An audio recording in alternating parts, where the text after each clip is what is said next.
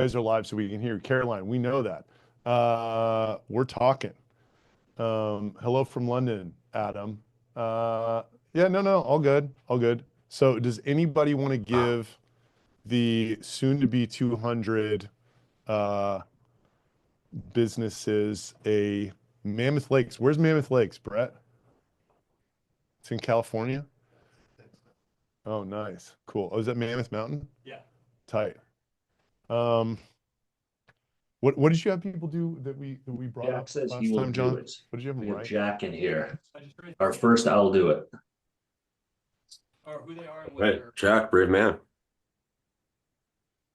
Yeah, so give me a hand raise if you want to come up over the top and tell everybody about you and your company. Quick All Shark right, Tank Wesley pitch. Coons, let's go. Bring him up. He was the first one.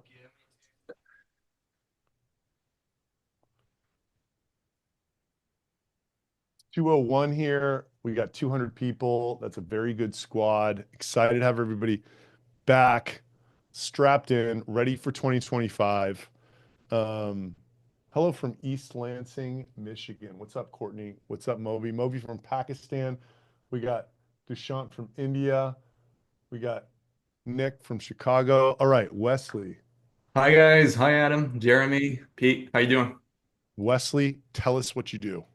That's Sure. quite the Zoom card or whatever you call it there. Oh yeah, well, you gotta keep it updated, right? Yeah. So my name is Wesley. I'm the founder at Island Time, and for a year, me and my team, what we've been doing is we've been turning how sellers work into how they win. So my history is I've been in cybersecurity, I've been through a couple acquisitions, Oracle, Checkpoint, if you know those guys. I've been there, I've trained hundreds of reps. And I've seen the difference between reps that do more than their quota and ones that barely do what they're supposed to do, right? And the way we work is we pretty much we assume two things are true. All your sellers meetings, if you have a sales team, enterprise sales team, all those meetings are going to be on the calendar if they're real. And if they generated any revenue, then your CRM. And what we do is we correlate those two items to figure out at every sales stage of your sales process, who are your heroes? And your heroes are the sellers that are the most accurate and the most productive. And so what we do is we do correlations between those and we call them action plans. Like that, let's say Adam, Jeremy, and Pete, we're all on the same team, right? We can figure out really quickly who's the best at prospecting, who's the best at closing, and we figure out through AI what was that action plan, and we schedule those action plans for the reps that need it to be coached right into their free time in their calendar. So pretty much we transfer all that downtime into revenue driving time, and that's Island Time, guys. Island Dope. Time. Thank you for sharing. Put how people can contact you in the chat. I'm sure you get some follow-up on this. We got 252 people live, 2:04 p.m. Thank you very much, Wesley. Thank you, Adam. Welcome to another episode of Inbound Let Outbound Live. We're about to change the name to the RB2B Insiders Live. I'm really excited to have our guest today. Jeremy Horowitz, I met from the e-com world. He was like the best known, savviest marketer in the entire Shopify e-com SaaS world, which is a massive world. And he has since moved on to Because Ventures, and he's, if you're interested, trying to acquire a 1 to 10 million ARR SaaS this year. And I've talked to Jeremy a fair amount about ABM, and he's been instrumental in us trying to figure out the right way for our customers to use RB2B. And since on our last episode, we had several people asking for an episode about ABM, and a lot of people hire Jeremy to implement ABM strategies for them. I wanted him to come talk to us. They shouldn't be doing ABM. So yeah, I mean, do you have anything to say to sort of, intro yourself, or should we just like hop right into this? Yeah, I excited to jump into this. Love to talk about it. I've done both. So I've run target list account marketing. I've run ABM. I've run both at the same time. Worked with a lot of companies that are fast scaling. And I would just like to say, start off this 99% of companies just waste their time setting up ABM programs when it's way, way, way too early because someone on LinkedIn said that they were running ABM and it worked. And so would love to dive into that. The quick background on myself for anybody who's interested, I spent the past 5 years scaling some of the fastest growing Shopify apps. I was at Dacity when we were selling the top largest 0.01% of Shopify programs, so Shopify brands. Then worked at Gorgeous, where I was part of the team. We scaled north of 50 million in ARR. Was part of the team that built the ABM program there, so like have done this at scale recently.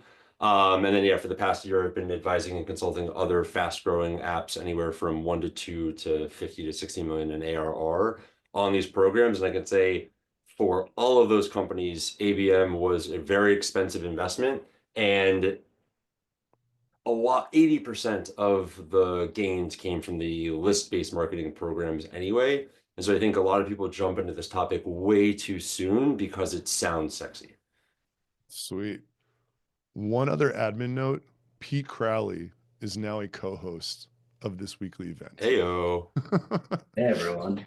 We're very excited that Pete Crowley is now co-host of this event. And I'm I'm not very sure excited. if everybody on this webinar knows Santosh moved on from rbdbandretention.com. We will miss Santosh. But you know, we got Pete. So he's going to fill Santosh's shoes in a very enthusiastic way. So Jeremy, let's just hop right into it. What is ABM? Yeah, so for anyone who isn't familiar, account-based marketing is sales has a defined list. It's usually somewhere around 50 to 100 accounts. If it goes over 100 accounts, you should really question whether it's ABM or not.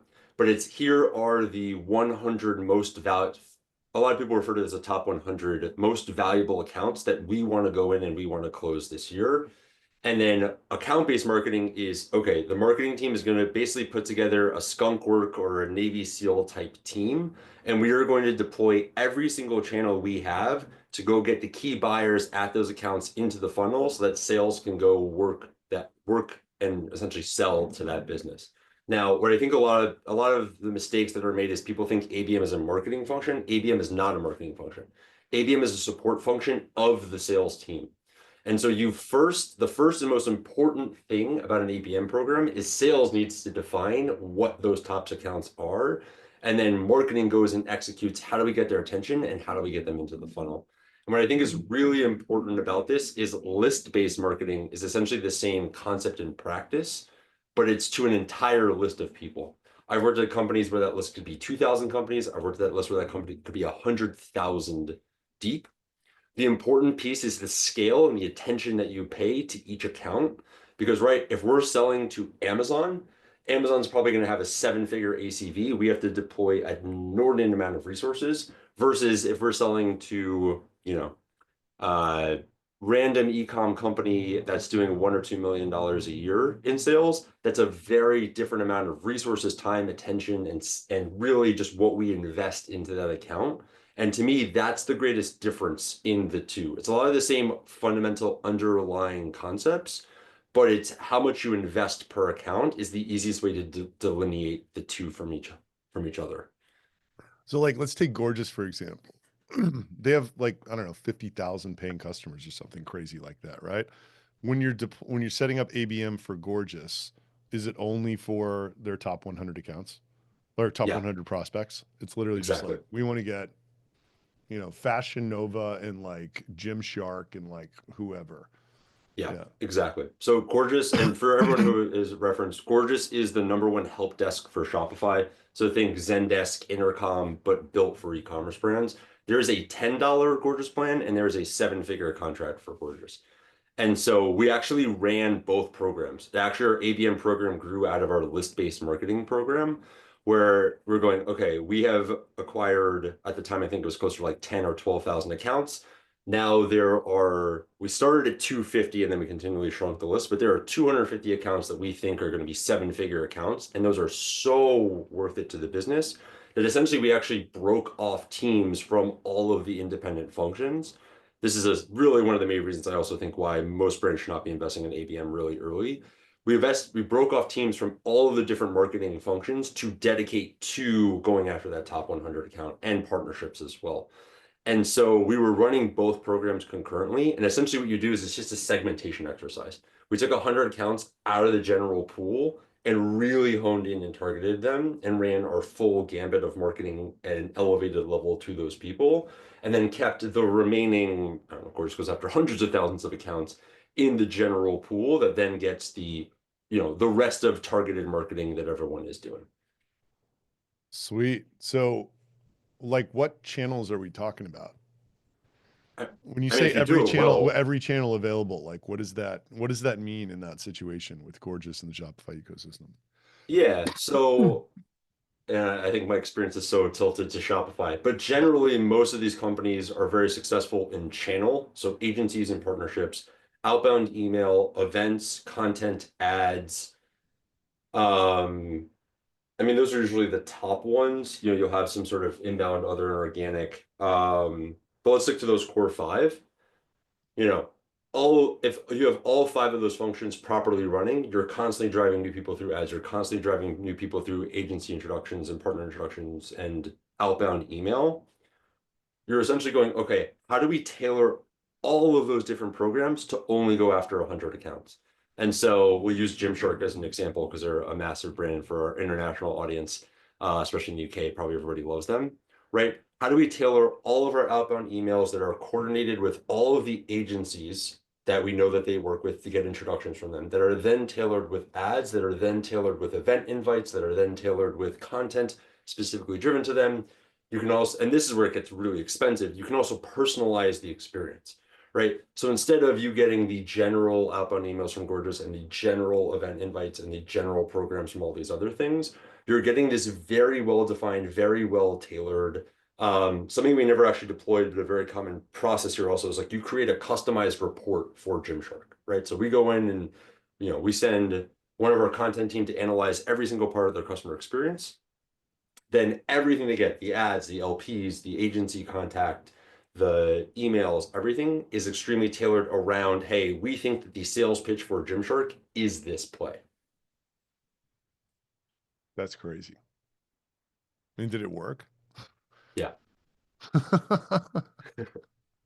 And do you see that it is working because it's like just they buy? Is that like the ultimate, or is it like you kind of have pipeline metrics, the whole way? It's a great question. Okay, so there are three phases. Obviously, everybody only cares about the revenue at the end of it. You can't go ask to spend millions of dollars on marketing and all these other programs and not, put up pipeline on the back end. So three phases. I would say you have your signs of life metrics, you have your pipeline metrics, and then you have just how many close won deals. Obviously, at the end of the day, the close won deals is what determines the success. Signs of life metrics are, a combination of your leading indicators of those specific channels. So, right, like, can we get them to click on and engage with an ad? Can we get them to respond to an agency and get intel from an agency? Can we get them to hit an LP that we custom designed for them to look at those things? Pipeline is pretty straightforward. How many people can we get on a demo? How does that pipeline move through the process? And how do we keep it running? The really interesting thing was we essentially ran our same programs. And this is why I think my hot take is ABM is a waste of time, but I think it's important to sequence it from list-based first. We basically just took all the things we knew in the channels that we knew worked, segmented, and then just made it better, right? A great example of this is, you didn't get the mass blast automated email that went out to, I don't know, I think at one point we were sending millions of emails a quarter, right? You weren't getting the mass blast email that went to everybody. You were getting a tailored email, outbound email to your specific use case. You weren't getting the event invite to, the whatever shop talk after hours party. You were getting I don't know, Carbone and Nobu and all. I mean, Adam, we used to do a lot of those events together. It's like all the fancy dinners and the unique golfing experience, outings and experiences. And then it was all just coordinated. So instead of it just you get a random event invite and a random outbound email and an ad, you got personalized ads while you were getting the invite to the event, while you were getting the outbound emails with the sales pitches, so that it all comes through. And eventually we close enough business. I mean, right, the beauty of this is also it's whales. So you only need to catch a couple and the math works. Right. Yeah, and your product, like we couldn't have done a seven-figure deal with retention.com. So your product had this seat-based pricing to where you could actually have a seven-figure deal. Gorgeous was usage, but the usage did for the larger brands, the usage Right. did get up there. Yeah, But yes, that's a really important piece also, is that like a lot of people just slap ABM on a lot, but you need to have an incredibly expensive ACV, a very high ACV for the math and the investment to even begin to make sense, right? Like if I went and asked for $50,000 for an event to bring in accounts that were going to do 2K, 5K in ACV, you know, I probably would have lost my job. But when you can do the math against, or send a agency introductions and all the commissions and payouts against a $1 million or $2 million contract, then that math starts to make a lot more sense. right, right. I have a question from Lauren here, which I think is, you answered it already, but I want you to answer again.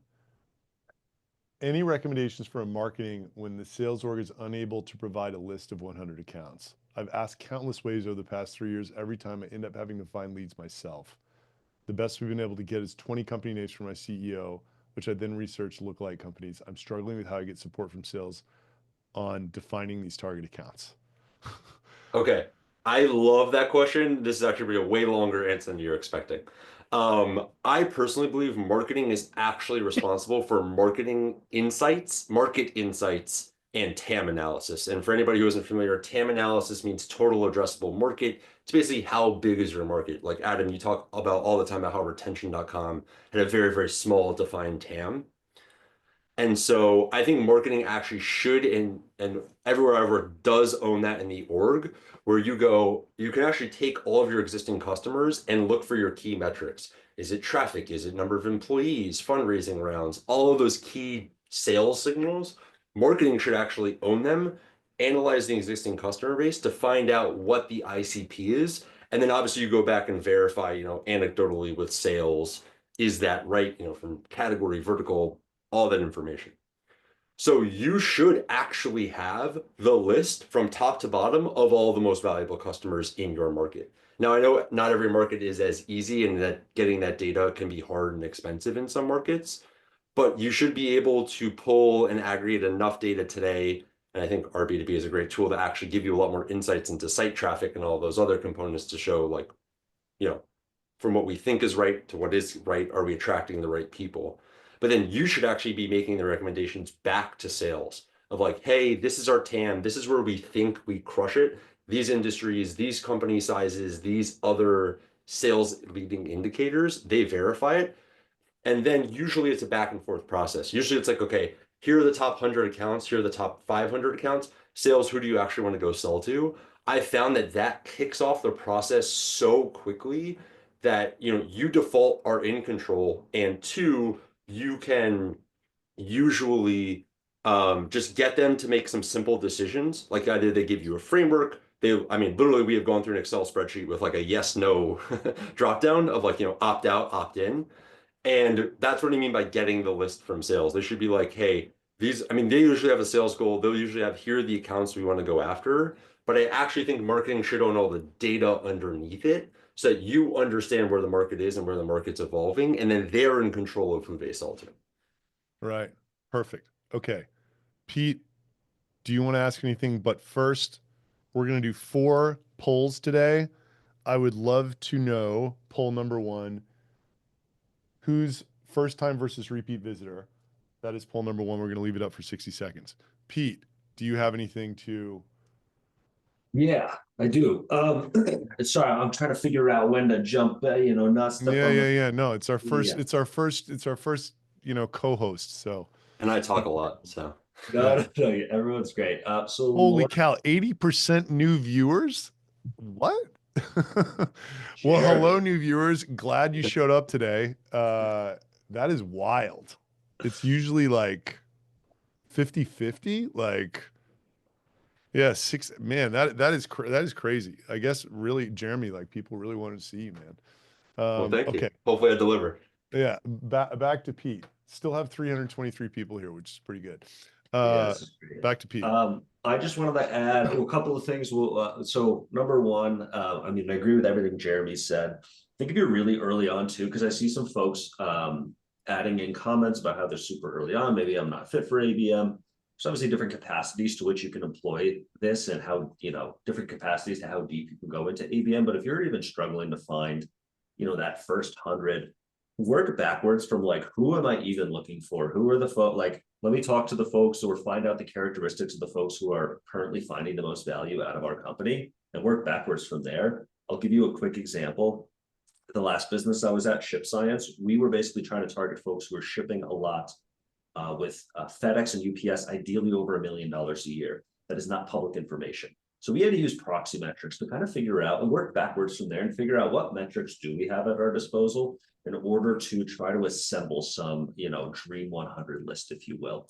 So it's a lot of manual work. To Jeremy's point, it's kind of a marketing function. Someone said sales shouldn't be knocking on the wrong doors. I completely agree with that. I think a lot of sales motions fail because they're burning wasted calories, but besides the point, so I think working backwards from who you're actually trying to target and then seeing what in the atmosphere of data solutions can provide you some proxy metrics to actually, get your ICP. Because I know that can be difficult. And there's a lot of industries where Zoom Info and Apollo just aren't going to give you narrow enough search functions. So I wanted to add that. Do we go over? So there was also like who should and shouldn't be doing ABM. There's a lot of folks saying, I think I'm too early for ABM. Jeremy, do you want to like quickly touch on maybe like an abbreviated version? Like you don't have to be Amazon to run ABM, anything like that. Or like maybe like is the question like when am I ready? When am Is I there ready? like a checklist? And Yeah, there are different people ready at different times. yeah, I think everyone's gonna be ready at different times. I think the fastest or I think the most straightforward way to answer that question is how big is my market and how valuable are the absolute largest customers at the top of my market? Because the mistake I see a lot of brands make and why I encourage a lot of them to delay is they actually have a larger sales opportunity in just the vast pool of customers that are down market from their largest accounts. And so I think actually, I was actually the most before the call. I think our B2B and retention is the perfect example of a company at the two stages. Like Adam, if you said to me that I want to run an ABM program for our B2B, I would say you are absolutely insane. You have so much sales opportunity by just going as big and broad and just tackling the biggest ocean possible. It's an absolute waste of time and money. But on retention side of the house, it probably almost is where you're at and where you should be running that business of the TAM is not that big. You've already captured a large portion of that market, and the remaining accounts are all probably very small, very competitive. Well, not small, they're very large accounts, but there's a small number of them, and it's very competitive. And that's where you really need to crank up the effort to start doing ABM. And so it's really a market analysis of how big is our market, how many accounts do we have left, and just where is the biggest pool of cash remaining. If you start off, I think Island Time's a pretty good example of this. My guess is that's enterprise SaaS. He might be starting off by just selling to the Fortune 100, and that might be his entire client list, and then everything he's doing is ABM. Versus something like, I'll just go back to our B2B, right? Massive PLG funnel, massive TAM. That it would be a poor use of priorities and resources to invest there today. Totally. A great real life example of exactly what you're talking about. So like to close, we're like trying to close enterprise retailers on retention.com now. Yeah. We just got our first one. It was just a huge, worked on it forever. Amazing. Isn't quite a 7-figure deal, but it's up there. And like what they're having So that's to do why I to got get invited. You're figuring it out. what they're trying to do now, like they took, a bunch of people from like Foot Locker, Abercrombie, American Eagle to a Taylor Swift concert, to a booth. You know what I mean? So like it really resonates when you're like, you just and we had kind of an event partnership led strategy for the Shopify world anyway. We were really good at it. And then just like leveling that up and then pointing it at this small number of very highly important people it's the only thing that we're trying to do now, period, full stop. Like Exactly. we And don't run retention's roughly 20 million at yeah that stage. 20 million. Yeah. And so it's a perfect So example. Like Gorgeous was at 40 or 50 before we even started having those conversations. Like there's no way to know. There's no number. There's no way to know, but you get it in the market feedback. And so, yeah, yeah like I'm guessing your go-to-market team will be, who are the agency partners that we can go and bring in those enterprise accounts? Yeah. What emails, what contacts, what people do we need to go contact? And it's gonna become a Yeah. very refined. The single best thing we did was someone no-showed an event invite, and that was the largest account we brought in through the program. Whoa. Yeah, we How about just that? they said they were coming, they didn't show up. We followed up an email. I was like, hey, sorry you couldn't make it. We'd love to invite you again. They're like, I'm ready for a sales call. And Wow. then the rest is history. Unbelievable. Cool. So Before we get, I think there's a lot of questions in the chat about like, is this fit for ABM? Is that fit for ABM? Should I do an abbreviated version of ABM? But we're about to get into some list-based marketing stuff, and I just want to remind everyone that like these different strategies that we talk about are just frameworks for executing on like a more or less abstract ocean of infinite possibilities and variables. And we use these little strategies to try to get everybody in line and like kind of communicate with the team and a broader group of people how we're actually attacking a certain go-to-market strategy.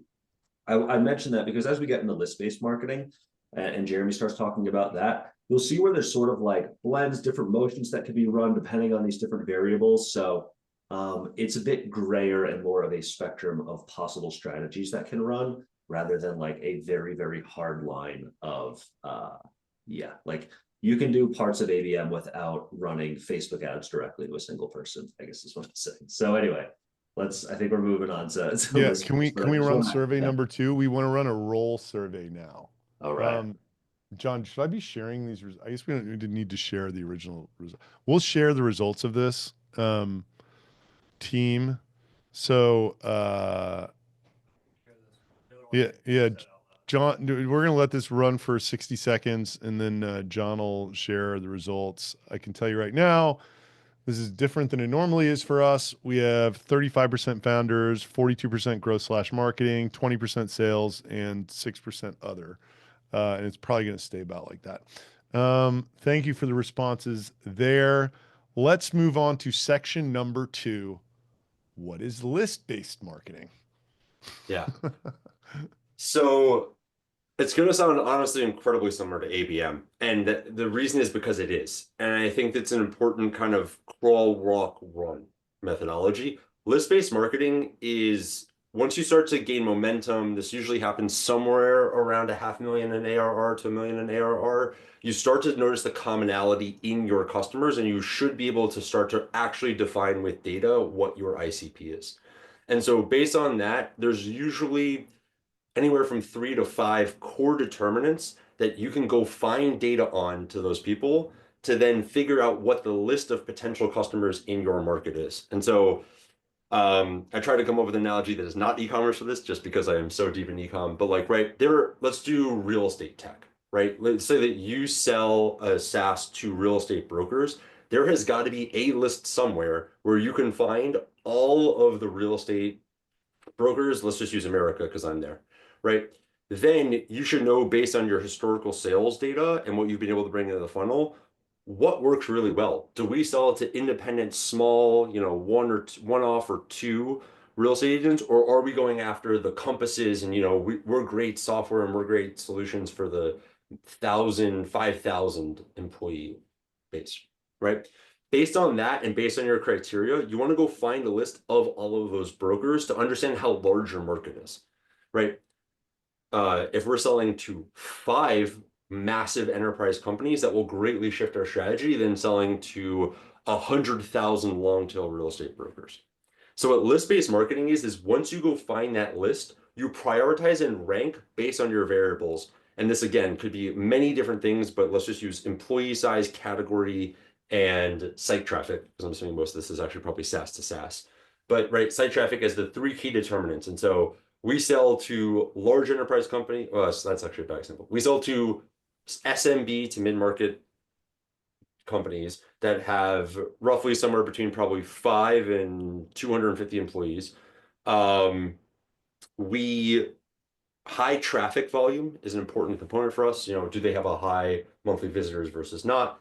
And then real estate tech. You then just literally, like in a spreadsheet, rank order from highest to lowest, those 3 variables, right? So we want the we want them with the most employees, so like, right, 250 employees that have 1 million sessions a month on their website in real estate. Then you're going to just go enrich that list, right? And so there's tons of people who create a bunch of great content about all the data sources you can plug in and combine. At the end of that, you should have, let's just say, a list of 50,000 potential companies to sell to based on your criteria. Then what list-based marketing is literally you just take that list and this is the market that we sell to, and this is our focus. So we're not making marketing for everybody. We're not trying to create content all over the place. It's we have this defined list based on our previous sales and marketing experience. We believe that these types of content, these types of pitches, these types of go-to-market motions will be successful to sell to them. To Pete's point, this is kind of throwing spaghetti at the wall. You give feedback loops of sales and you figure out like, is the list good? Are we running the right tactics to the right people on this list? You can even segment that list down further if you want to get more accurate here. I prefer to start very broad and then slowly move in. But you basically take that list and that is your ecosystem. You live, you obsess, you die by whether you can get those people to buy your product. It's also important of why your data needs to be killer, right? Because if you spend 6 months targeting the wrong people, you're in a world of pain. But basically you take any marketing program you have available. I'm going to guess based on this audience, outbound email is probably a place to start. If channel is big in your ecosystem, it also makes it very easy, right? Like, so you're plugging in the 50,000 accounts into Instantly and Lemlist and all those other places to go send them a bunch of outbound messages. You're also going to reach out to your partners and your channel partners that are already working with them and saying, hey, here are the exact brands that I want to work with. You can use a tool like Crossbeam and you can plug directly into their CRM and you can see the exact brands that they're already working with. Hey, can you make an introduction?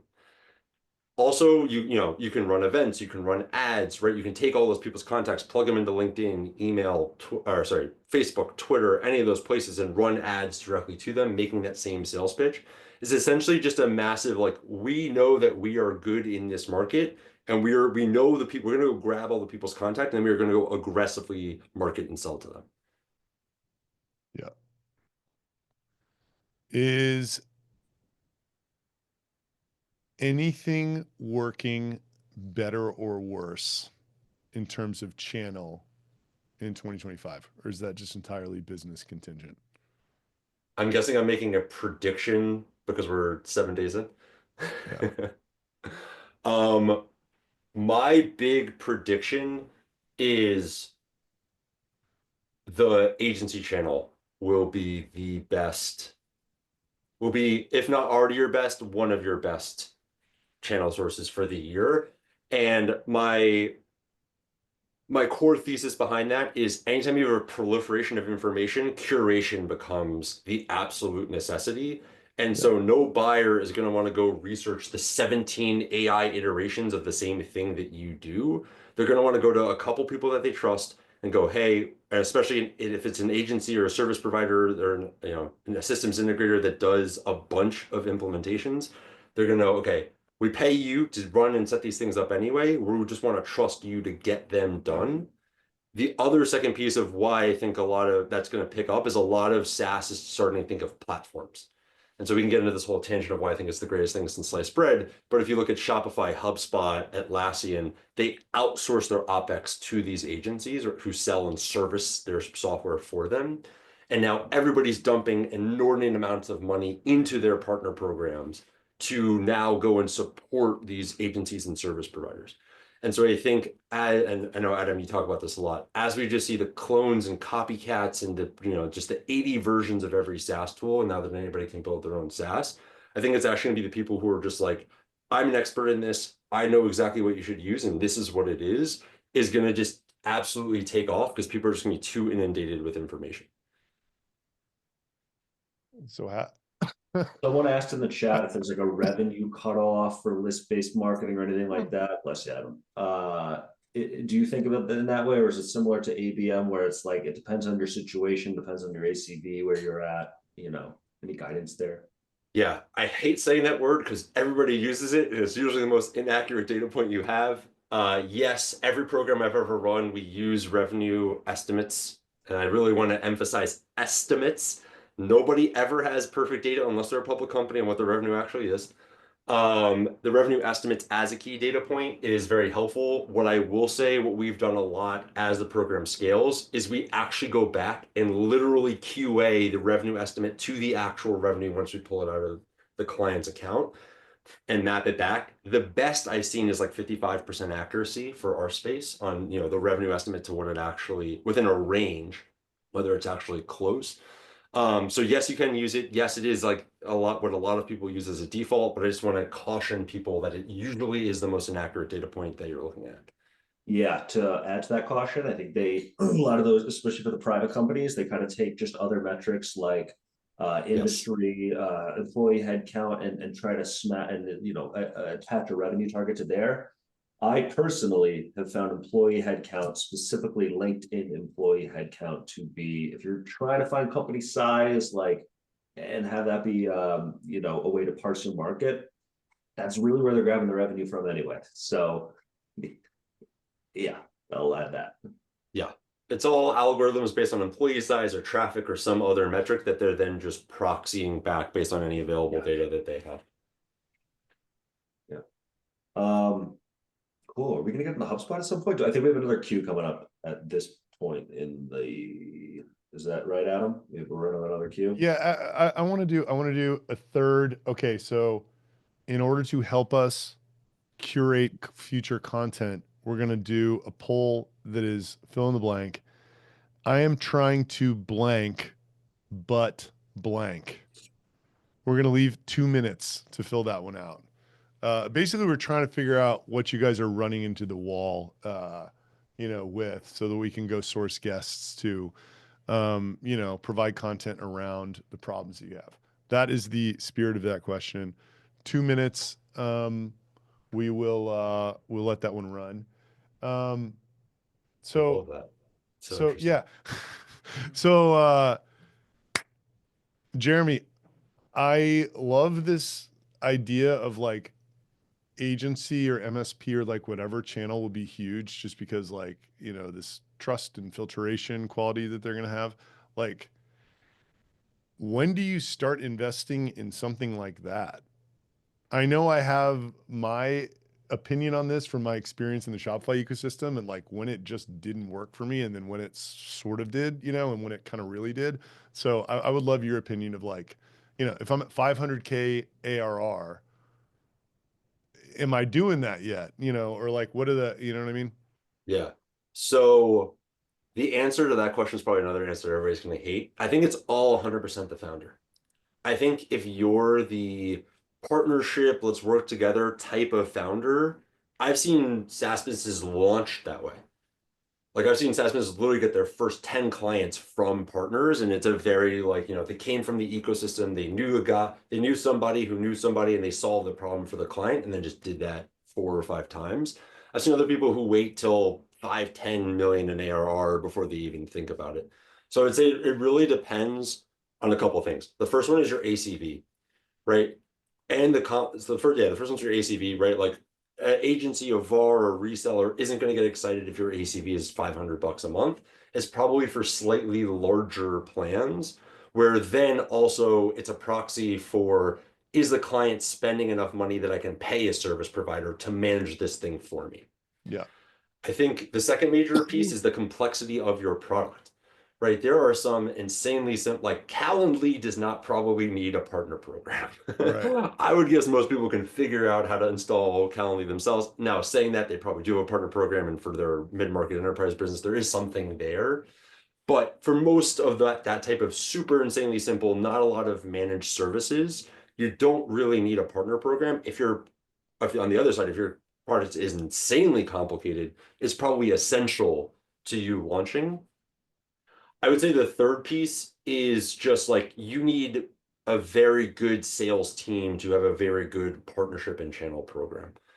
I'll say that usually they're separated, at least in the businesses that I've seen, but they're always, they roll up into the CRO, or they're very deeply integrated, because a lot of people will end up running their partnership program like an outbound sales team would operate. They usually just will either have the team handle it themselves or pass over to an inbound team. And so I think a lot of people that make the mistake of, unless the founder is going to continue to do sales and usually like they'll be the inside rep, they usually think like, oh, I'll just offload this and without a sales team behind it. I usually find the opposite works the best. Like you have a sales team, they're firing, they need more pipeline. You bring in that BD partnership type role who can source the pipeline and they're good enough to also sell it themselves. It's got a little bit of a unicorn role, but I found that that's really where this runs. Because then it's, hey, we have a great sales team. We just need to throw more pipeline at them, the same way you would think about a marketing channel. Yeah. And then we know it's super targeted because based on a defined list, we have the ICP we want, who is also selling to this ICP. Let's go collect as many of those people as possible. And then, assuming that's a good product and it's good integration, you just plow as much of that into your pipeline as possible. Yeah. Did you find with with Gorgeous, like the agency thing is just like an implementation and then it's not an ongoing Oh my God, this is deal, a great right? conversation. We had talked about this so much. Yes, it's a great Yeah, question. like I don't know. We found so retention.com had the burden of the product being perceived as somewhat risky. And then the agency would put their worst account on it, who it didn't work well for, right? Because they didn't want the best, Yeah, their prize client. and then they Yeah. didn't have the Klaviyo dynamic where it's like a managed service. It's like, the agency actually bills more recurring revenue because they're actually controlling the email program for the brand every month. So like, I don't know, like we had a hard time. Uh, our brand got really hot at the end of 2022. We had a very easy time capturing the attention of the agency ecosystem in Shopify. We had a very difficult time maintaining their attention. They're burning it. Yeah. Um, How it many was just leads did you send to agencies? that was another problem. We like were look. I'm thinking about Gorgeous. Maybe they're not. Maybe this was just us not doing a good enough job. I'm sure it was not doing a good enough job at it. But like, I always felt like we were never in a position to where people were asking us for agencies. Like it just wasn't in the conversation of how we were selling what we were selling. Well, if you think about it, neither was Gorgeous. So Yeah. the reason I ask is Gorgeous had the exact same problem. If you think about it, it's help desk software. Yeah. And there is an agency category. It's called BPOs, business processing outsourcing. It's usually you go hire people overseas and they manage a team of, VAs in the Philippines that will answer your support tickets for you. But it definitely doesn't have the Meta or Shopify infrastructure or HubSpot infrastructure around it. And we faced the exact same problem. The early success was dev agencies would refer Gorgeous, and we had, a very aggressive referral, commission structure and aggressive agency program. The flip where I actually wasn't responsible, so I can't take credit, but the team figured out reciprocity. And so literally the team would go and ended up actually hiring a dedicated role to do this, to solicit to all of Gorgeous's customers. Because the one good thing about help desk is you sat on everything. Like you literally sat between fulfillment, you sat between site, marketing, all of these different pieces. And it was like, hey, kind of actually to the question you just asked on this, what am I having a problem with? And then they would say, oh, I need help with my ads, or I need help with my fulfillment, or I need help with my operations. And then, someone on the back end would go send 3 introductions to that client. It eventually evolved to a point where it was automated and it was very scaled. But Gorgeous was the most aggressive lead sharing partner in the ecosystem, which is why, marketing agencies, email agencies, all these companies that wouldn't really monetize the service of recommending Gorgeous eventually did. Because, Gorgeous sent me 2 leads last quarter and it made our book. We got to get them 1 back. Totally. Yeah. We never figured out how to do that. Yeah. But I that think, makes a ton of sense, well, I think you have an amazing opportunity to do it now. Right. I mean, I think you could do it with retention, right? Because it is a very simple and obvious email service, right? Like I think that is I think to the flip side of the Gorgeous problem, there's only one reason somebody would want an introduction from retention.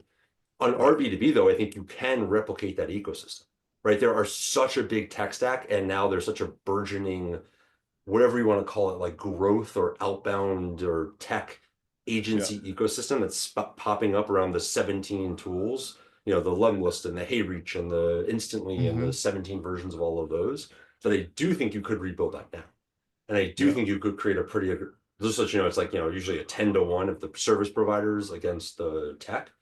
But I think you could rebuild that now where all the service providers, hey, Klaviyo actually, this is how Klaviyo IPO'd. They found a bunch of people on Fiverr and Upwork to like set up small Klaviyo accounts that their account team, it like literally didn't financially make sense for their account team to do. So, they saw they had horrible churn in the like super, super low segment. Yeah. They went to, I forgot what, they struck up some partnership with one of the, whatever you want to call that, like remote work, partial work providers. Yeah. And then they literally just farmed it out, and people built new agencies on the back of Klaviyo just essentially plugging a churn hole. Really is what it was. They were like, hey, we need to fill this churn. Financially, we cannot afford to hire full-time employees to solve this. Let's go build an agency ecosystem around it. Shopify did the same thing with Plus, right? Like Shopify Plus was, hey, you graduate off of a theme. We're not going to spend a bunch of money to customize your theme for you the same way that Salesforce and Magento and a bunch of other, made a lot of money on services. So they just farmed it out and just pushed as many of their clients to these new agencies. And now I think there's something like 10,000 Shopify apps and 2,500 or I forget the exact number, but I think there are somewhere around 2 to 2,500 Shopify Plus agencies that now exists because Shopify was essentially like, we don't want to do this. We're a platform. Yeah. And so we want to farm all that work out. And the irony is now people spend more on their agency than they do on Shopify. It's crazy. Crazy. Well, thank you for that suggestion. Noted. I mean, yes, Caroline has a good point out. HubSpot does charge you to be a partner, which I think is the most insane thing in the world.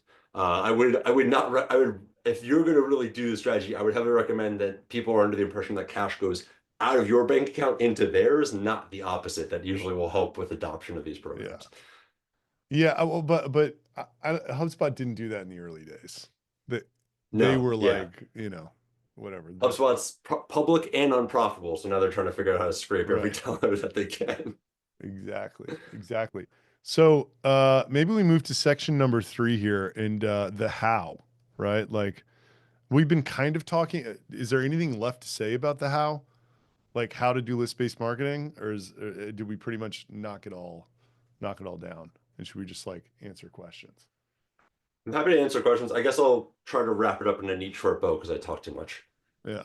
How to get going on account-based marketing.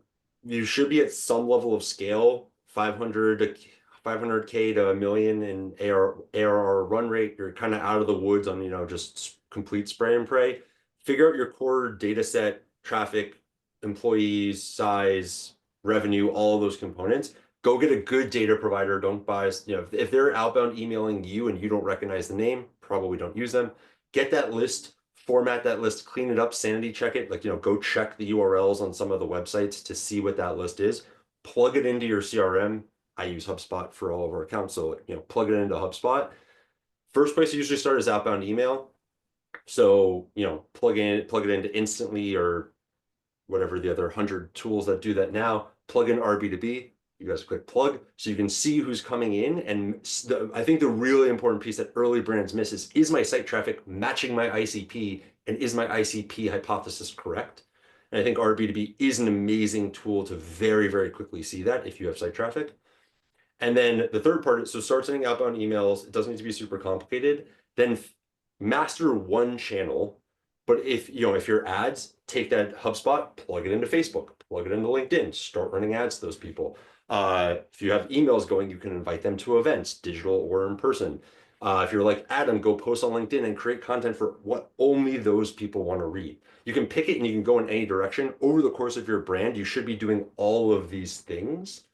And what's really important is, and this is why I say, like, don't do ABM if you're under 20 million in ARR, is you get really good at outbound emails, that scales you to 1 or 2. You get really good at social content, that scales you to 3 or 4. You get really good at events, you get really good at, stacks, partnerships, stack. Those things will build out. You'll have team members who run all of those programs and do a good job. And then as you penetrate your market, you'll figure out where the important segments are to invest in. Because the flip side of ABM is PLG, where, hey, maybe our actual largest market are accounts that it would be stupid for us to put an AE on, but we have so many of them that we actually want to just throw a bunch of a funnel in that way.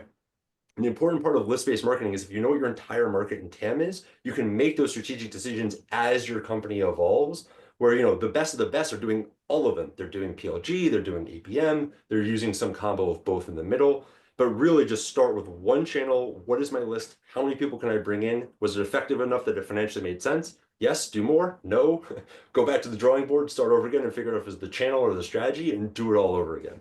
And you can stack that. I mean, I've literally have seen people stack this from 500K to, I can't say exactly how big the biggest one is, but let's say that you'd be very happy to be in their position. Love. I mean, bada bing, bada bing, bada boom. Last survey question, and then we'll start taking questions. We will share the answer to this, and it's just ranges, but ARR ranges, please. It'll be coming up in a second. We'll leave it up for a month. Leave it up for a minute.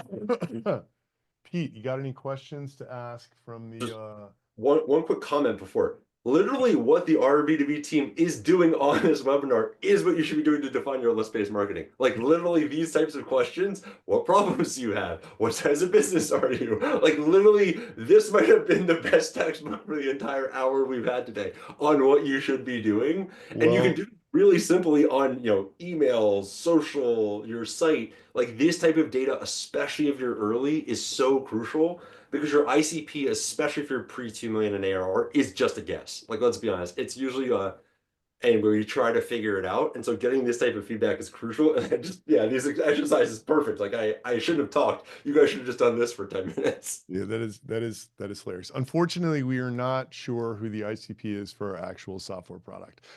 and we have this other interesting dynamic where like the content ICP is slightly misaligned with the product ICP because I know who the ICP of the content is, and I know they're not the power uses of our B2B, you know? So we got a bunch of interesting stuff that we're chewing on. All righty. Well, dude, I mean, all that was freaking awesome. Let's just hammer out questions for another 3 or 4 minutes and then tell everybody where they can find you. Do you see any attractive stuff here? Okay.